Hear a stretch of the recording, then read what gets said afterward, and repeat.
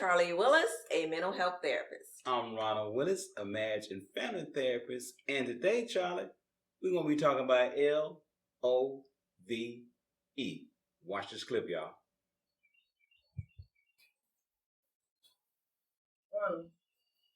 What's going on, Charlie? What? I don't feel like you're loving me. What do you mean? I don't feel like I'm getting the love I'm supposed to get. You are getting the love you're supposed to get from me, Charlie. I'm a provider.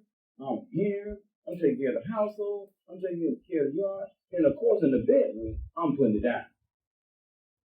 Ronald, that's not what I'm talking about. Love is more than... That is love. Come on. I'm not doing it with anybody else. Ronald, that's not what I'm talking about. You're not listening. I don't feel like you are loving me, giving me what I need properly, the support I need. I'm putting all the support, especially in the bedroom, Charlie. Come on. Ronald, clearly you don't understand. There are actually 4 types of love. I'm doing all 4. Let me see. I'm a provider. I'm putting it in the bedroom. I got food on the table, and we got a house to live. That's all 4, Charlie. No, it's not. It's not. I think we need to look into this, because that's not what I'm talking about. You don't know what you're talking about then, Charlie. Really? That's right. Okay. We'll see how far your love gets us.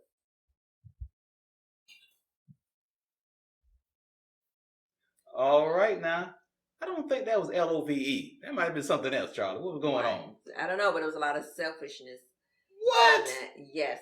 How you gonna call that selfishness? It was. You were thinking a lot about what you felt like was love. I was talking about the things I do for you.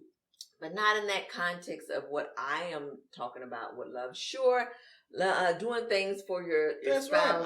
I am the provider, Charlie.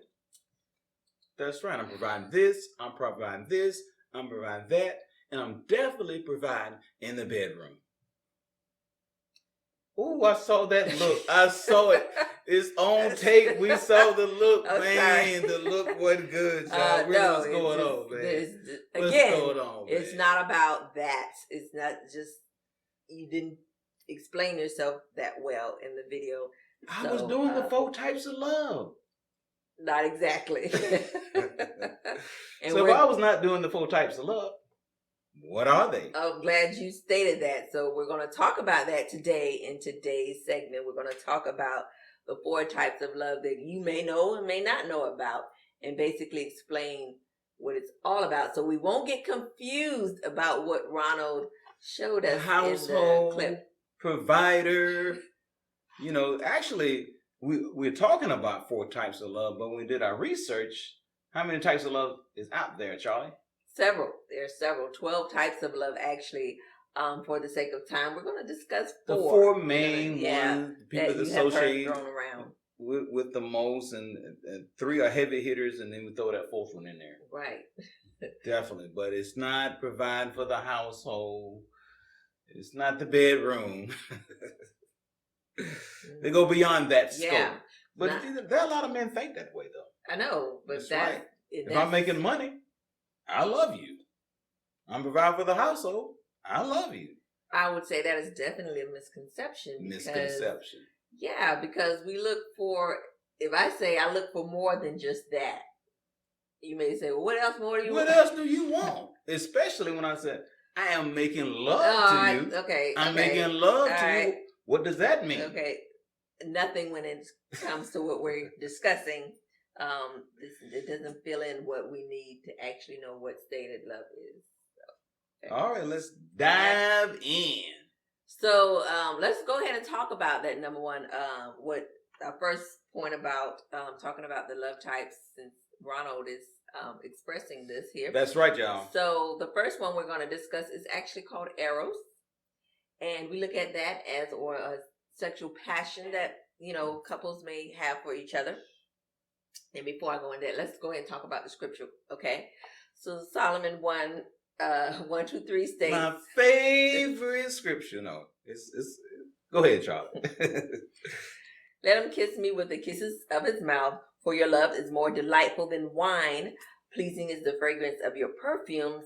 Your name is like perfume poured out. So what do I got to do with Eros? Sound like a lot of kissing going on. And perfume. Pleasing. Yeah.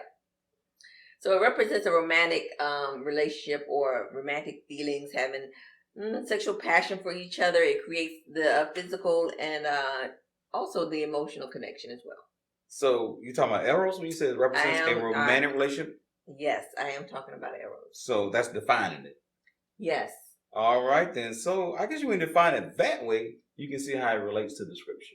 Yes. Yes, definitely. That's definitely. right. Being romantic. Being romantic. Creating this sexual passion. Yes. That creates a physical and emotional connection. Mm-hmm. What we need, though. Definitely. That's right. So I even when I think about it, it does exist, but I think the connection part is more for me than, especially the emotional connection. Right, because we often equate sex to just the physical connection. Mm-hmm. However, the emotional connection is more powerful. Yes. That's right. So definitely in this sense, when we're looking at these 4 types of love, this plays a huge dividend in the relationship to build this connection, which is what both partners want, is that connection. So also when thinking about it in the context of, marriage, and when we think if this is lacking or missing, how detrimental it can be to the marriage. Because if there's something that's not right, that's, not fulfilling or not happening, it can set up a problem. That's right. Because, God made the man and woman to come together to connect. And part of that connection is physical connection. And this is the connection that you don't have with God. That is a physical connection. So it's important that the man and woman come together for this physical connection that also create a more powerful connection, and that is the emotional connection. Yes, and very important that if you are having issues or having problems in this area, that you address it. Right, because it creates a desire for your partner. I want to be with you. I want to touch you. I want to see you. I want to do all these things with you and stuff. And that's why that scripture was so powerful. And it says, let him kiss me with the kisses of his mouth, for your love is more delightful than wine. It is just a powerful scripture that illustrates this type of love, which is what, Charlie? Eros. Eros. Let's not get it twisted, y'all. Okay. Having a sexual passion, but it's not necessarily sex. Correct. All the time. That's right. Because we said physical and emotional connection. Yes. All right. So we can think about the physical, the physical connection, the touching and, holding hands or, just being embraced, being close in your presence, that brings about a connection too. Because for some women, we don't want to always feel like if you grab my hand or be close to me that, we may want that, but then we don't always want it to lead to the sexual part of it. What? What is wrong with that? When I touch your hand, it's supposed to lead somewhere. What's the purpose of touching your hand if it doesn't lead anywhere? I'm saying we don't always want that to occur that way. So you don't want to have sex with your man? Pipe it down, son. But what's really going on, America? I'm just talking about the connection, about the physical connection. Is not always that, and it's not always wanted it to be that way. What do y'all want then? When I touch your hand, what do you want? If we watching, what is that? They like to say Netflix and chill, whatever. We may not always want it to lead to that. We just want to chill and watch and be close, That's it. Man, it doesn't always lead to that. Not change saying the way that I'm it thinking doesn't over happen. here, y'all. It doesn't always lead to that. Okay, we don't always want it to. So if I touch your hand, you don't want to lead to sex? Not always. We do, Ronald. Yes, it doesn't always go that with desire to go that direction. Okay. Okay, Charlie is right. I was playing. Man, let's go to the second type of love. What we got going on, Charlie? What's really going on? Philia. Did you say Philadelphia? What? Is it pronounced? This is that second type that we're talking about. Why these names got to be difficult? Yeah. So we think about a deep friendship type of love here. So Romans 12:10 tells us, love from the center of who you are. We don't want to fake it. You don't fake it. Run for dear life from evil. Hold on for dear life to good. Be good friends who love deeply, practicing playing second fiddle. Wow. And this is the Message version of that particular scripture. And I love it when it says, don't fake it. Right? What's that saying? Fake it till you make it? That's not this. Right. That's not right. Yeah, don't That's fake it. not in context with this. Is we're looking at deep friendship. Right, because sometimes we have this surface friendship, and sometimes that is fake. Mm-hmm. It's not real friendship. We want a deep level of friendship, especially between each other, husband and wife, man and woman. So we want that deep connection that builds a friendship. The reality of it, you're supposed to be my best friend. Right. Best friend. I thought you was gonna say it back to me, but anyway. Yeah, and also it is it's about loyalty as well. If I'm looking at someone as my friend, it's about showing loyalty, having great affection toward each other, of course. Being that best friend, what that really, really means. It creates a mental and again here an emotional connection as well. Because when we're thinking about emotional connection with someone, it's gotta be someone you trust. That's right, man. Mm-hmm. So, I love the latter part that it says practice playing second fiddle. What does that mean? When I think about playing second fiddle, I'm thinking about I'm not in that first spot with that person, but I'm in that second, and I'm in it, and I'm okay with it. Right. I'm playing that point out, right? Right. As we said in so many of these shows, that when I'm looking at you, you're first, I'm second, and vice versa. Mm-hmm. I'm first and you second. I'm first and you second. So when I'm first and you're second. That's right. You first and I'm second, and then when you look at me, is I'm saying it wrong? No, you said it right. What's funny? I'm trying to understand what's funny. Nothing. I'm just making sure we have that right. I'm first and you're second.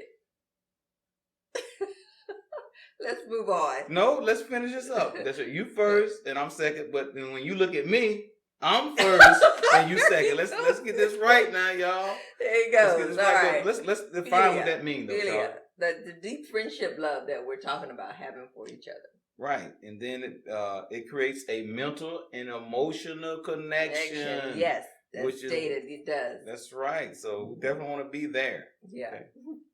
And having that again, as I said, build trust. So. Right. We got stuck on you trying to be first. Okay. But I said you first, second. I mean twice. Yeah. Let's go forward. Yeah, I'm first too, y'all.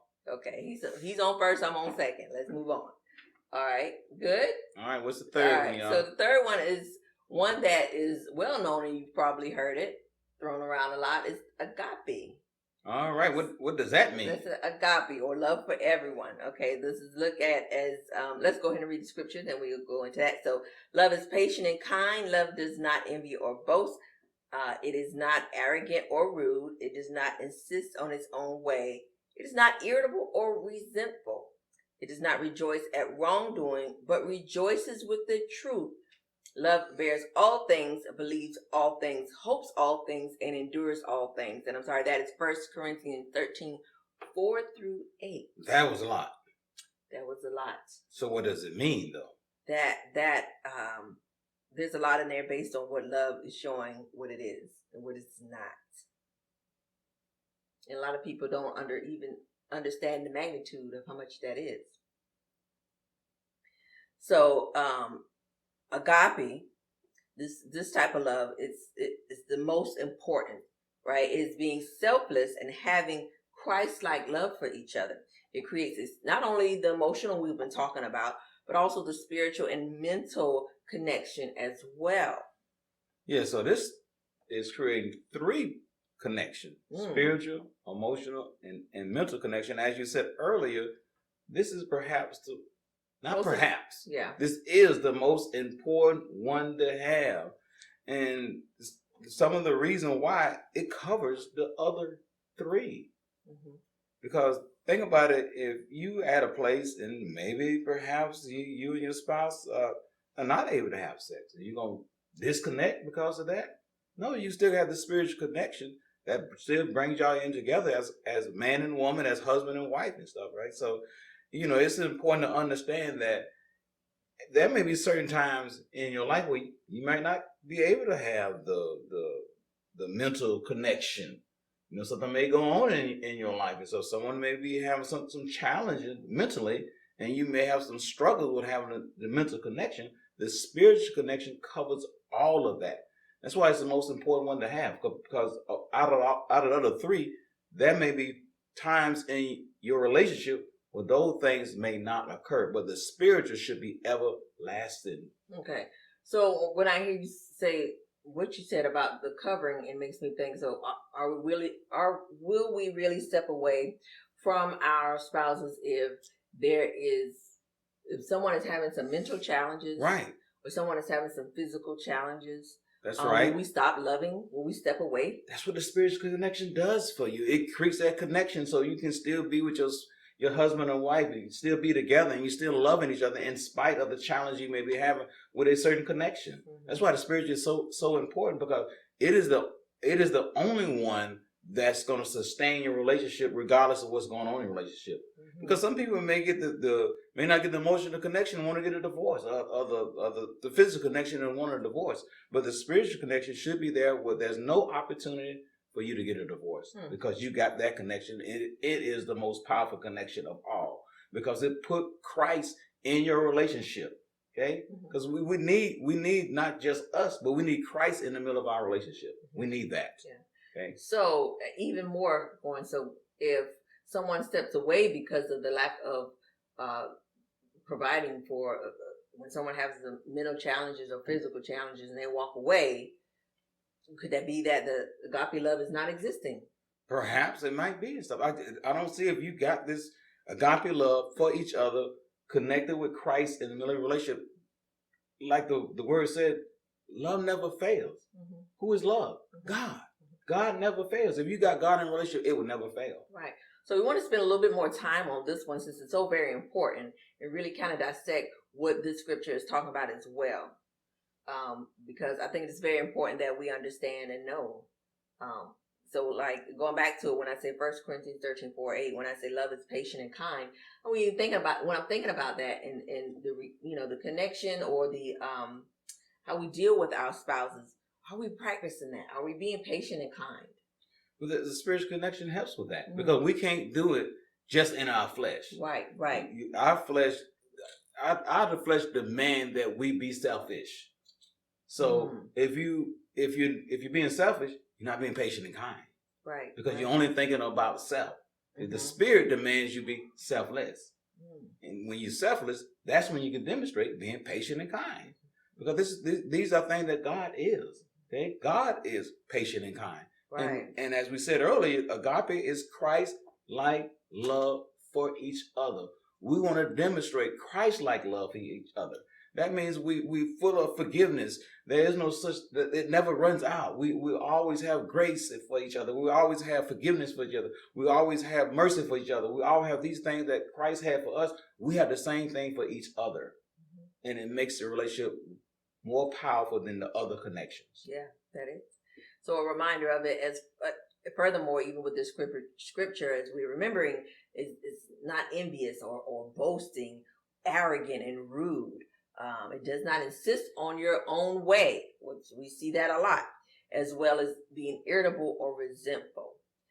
Does not rejoice in wrongdoing, but rejoices with the truth, as we got to remember. And then the most powerful part of the scripture is telling what love does. Bears all things, believe all things, hope all things, endure all things. In other words, love will never fail. It's covering. That's right. Okay? The other three, they might fail you. You might not have the sexual passion, Charlie. What's really going on, man? Don't. You may not have the brotherly love. Okay? Like you should. Right. But that spiritual, it'll bring all those things together. Okay. That's excellent. All right. So we may not have the one we're about to talk about next as well. Yeah, this one's sometimes overlooked.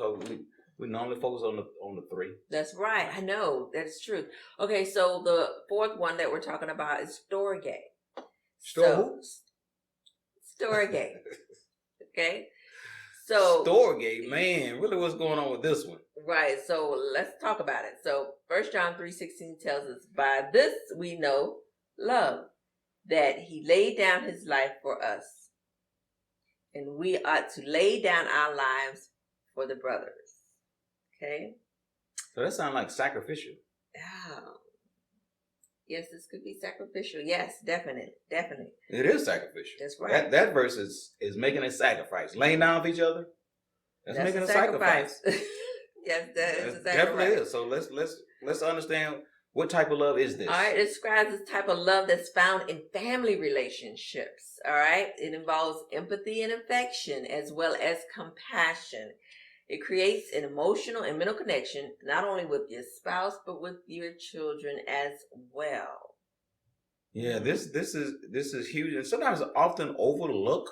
Okay, and then we look at it is founded on a type of love that's found in family, and the family starts with the man and woman. Okay, and they come together, and they connect, and they plant a seed, and now they have kids, and the love they have for each other should go towards your kids. And when you look at it, who you making a sacrifice for? Right, your family. Yep. For your kids. And your children. That's right. For your spouse. Right. Okay. So, as an individual in the relationship, I definitely should be making sacrifice, and especially when the kids are young, the infant or something like that. You make a lot of sacrifices. You sacrifice your needs, you sacrifice your time, you sacrifice what you want just for them. So it becomes huge in the relationship to understand what type of love this is, and demonstrate it not only with your spouse but with your kids. So then they can develop and they can grow and they can demonstrate the things they learned in the home with you as a husband and wife, as a man and woman. And this is so powerful to use and understand that this love is really founded on making a sacrifice. Yeah, definitely. And we don't even think about much of the sacrifice until, right in the moment, it just comes out to be something that, of course, we want to do, something that we feel like we got to do because, it's our family. We got to take care of them. We got to do what we got to do, make things happen and cover them. But definitely about the laying down your life, laying down your values, laying down a lot of things to make that happen. Yeah, because, when you lay down your life for someone else, it demonstrates what Christ did for us. It's the biggest sacrifice of all. Right. That's right. So you can't get no bigger than this type of love in the things that you want to do in your relationship. Because if you look at it and stuff, I had a choice between myself and my son or daughter and who lives and stuff. Their life's gonna be over mine. I'm gonna say take mine, don't take them. Okay, because I'm willing to make that sacrifice for them. So why? Why are you willing to make that sacrifice? Oh, because I'm old. No, it's the love I have for my. Sorry. You still stuck on the old, huh? Yeah. Because I'm old, y'all, man. They gonna live longer than me and stuff. But anyway, so that do play a part. Go ahead. That was a joke, but it has some realness to it, though. No, because of the love I have for them, and I want them to live longer than me. And prosper, right? do well, right. And succeed. My son, 20, and I'm 40. They got 20 more years to get 40. Right. So I want them to experience that. So if it comes to that, place, of course, their lives come before mine. Okay. Definitely. Wow. Okay. You feel the same, Charlie? Because I see a definitely. look over here. What's the look, y'all? I feel the same because we do that. We sacrifice for our family. We do what we can. We do, and I'm so glad you said that. Why? Is there somebody I need to sacrifice for now? What's going on, man? Wait a minute. I was just playing, y'all. No, just give it. When the road meets the road. Wait a minute. I said the words, but I might not execute realness about it. When we sit down and think about it, it gives that realness to life. Yep, your kids, your grandkids, all those things and stuff, man. I don't live to be 38. Right. 38. No, I'm older than 38, man. But anyway, so this is another powerful type of love, and these are just 4 of the 12. And we don't have time to go on all 12. We need a 2-hour show, y'all. Right. But I'm glad you said that also. But we do want to go ahead and mention about. You want to mention some? Okay, let's go for it, Charlie. What you got? Well, it's just one more. Because these I want to put this out here. These are Greek words. Okay, so they may have some challenge pronouncing the words, y'all. So let's just give one more for. Okay, you want to talk about one more? Okay, so, all right. Pragma. So this is the long-standing love. Pragma. This is long-standing love. As you said. Is that something to do with your mom? Pragma. It's long-standing. Now, what's long-standing then? What is that? Okay. So it's a mature, realistic love, as we know. As you said, it's in a Greek term here. It's commonly found amongst long-established couples. Okay. It is about making compromises to help the relationship work over time and showing patience and tolerance. Wow. Okay, that does sound like love when you talk about patience. Yes, right. So, and it's precisely just like I stated, a long-standing love. It's making an effort to give love rather just to receive it. Now that is the most powerful statement you said regarding this type of love, because oftentimes we look at receiving love versus giving it. That's right. So this is really the opposite of how we think sometimes. Because when I look at you or you look at me, I'm thinking about what you can do for me versus what I should do for you. Yeah. Right. So I want you to love me versus no. It should be about me making an effort to give love to you versus receiving it. Right. And then if we both do it, reciprocate it. Whoa. Then it's the same thing. Yes. That's right. If one do it, the other don't get it. That is correct. So, and just the beautiful thing about all of this in marriage and having and knowing that these types of love are in our marriage, that we are practicing this, not only just the agape love, the Philia. I'm sorry. You say you're going to feel what now? For our friends, or the Storge, having that love for our family, or the Eros relationship with the connection and the physical and all that. And as the Pragma, as we just talked about, the long-standing, which is good because it shows an effort and it shows a sacrifice, Yeah, it shows being selfless. Being selfless, which is really big because, as you stated, we are selfish beings, and this is what we know. This is what we gravitate to. Okay, guys, thank you for joining us again at this episode. It was really good. Thank you, Ron. We learned a lot about the loves. And if you would like to learn more about us, check us out on our website at firstfocusfaith.com or our social media platforms. That's Facebook, Instagram, and YouTube. And that's right. Don't forget to help support this ministry by making a contribution to our Cash App at First Focus Faith. And if you're watching by demand, you know what to do. Click the button, y'all. And don't forget about if you're watching on YouTube, like, share, subscribe, comment, do it all. We need it all. Thank you again, and we will see you next week. Bye-bye.